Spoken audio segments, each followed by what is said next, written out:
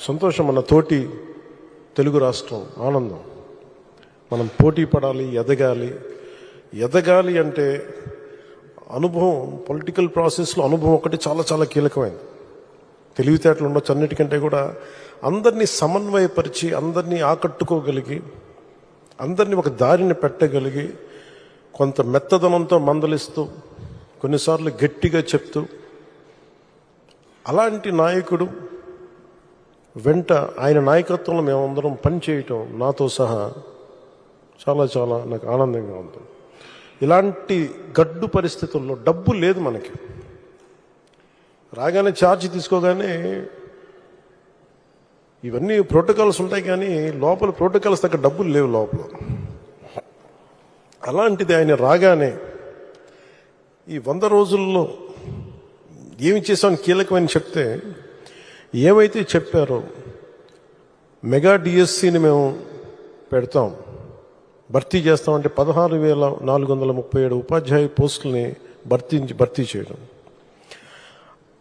చాలాసార్లు పెన్షన్ గురించి మేము మాట్లాడుకుంటా ఉంటే చాలాసార్లు దీంట్లో నేను పెన్షన్ బాగా ఎక్కువ చేద్దామని అనుకుంటే, ఎలా సార్ పాసిబిలిటీ అంటే కష్టంగా ఉంటుంది, కానీ మనం పెంచాలి. ఆయనకున్న ఆకాంక్ష కూడా ఏంటంటే సంపద కొద్ది మంది దగ్గర ఉండిపోకూడదు, అవి తిరుగుబాట్లు వస్తాయి.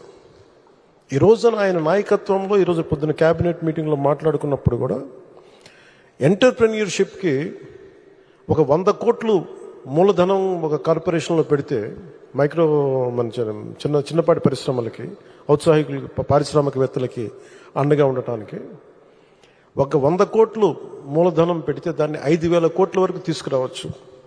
అలాగే 500 కోట్లు పెడితే దాన్ని 20,000 దాకా తీసుకెళ్లొచ్చన్న ఈ రోజు నా ప్రతిపాదన చాలా అద్భుతంగా ఉంది. ఇవన్నీ చెయ్యాలి అంటే ఈ రాష్ట్రాన్ని, ఉమ్మడి రాష్ట్రాన్ని దిశానిర్దేశాన్ని మార్చిన వ్యక్తి, మైక్రో మన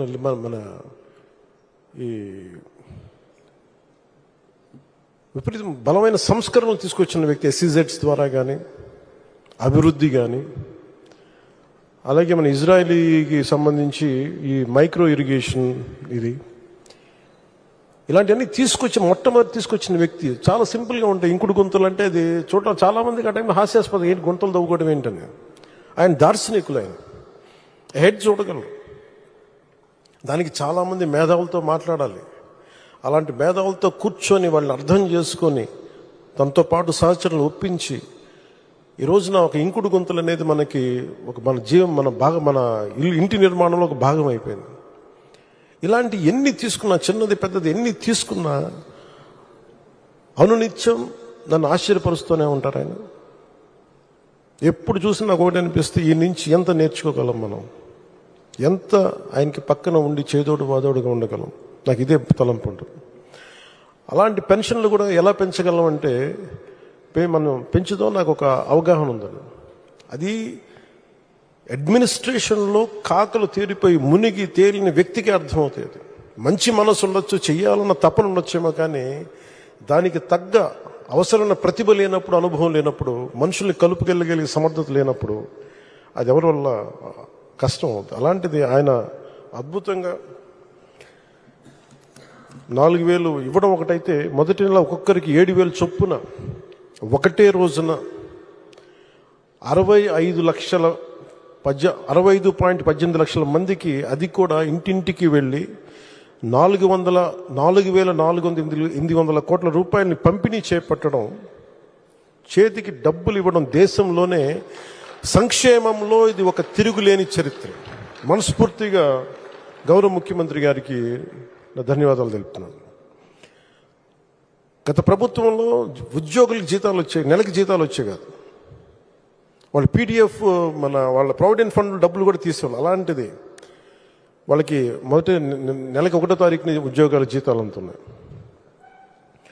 1674.47 లక్షల కోట్ల ధాన్యాన్ని కొనుగోలు, ఆ బకాయిల్ని చెల్లించి అన్నం పెట్టి అన్నదాతని ఆదుకున్నారు. స్థానిక సంస్థలకి, పంచాయతీ సంస్థలకి అసలు డబ్బులు లేవు. అధికారులు యంత్రాంగాన్ని రివ్యూ మీటింగ్స్లో చేస్తున్నప్పుడు అడిగితే డబ్బులు రావాలి, ఏం చేయాలో తెలియట్లేదనే స్థాయి నుంచి ఆయనకి నేను ఒకసారి నేను తెలియజేసుకున్నాను, ఇట్లా డబ్బులు కొంచెం ఒక రోజు సమయం ఇవ్వండి అని చెప్పి స్థానిక సంస్థ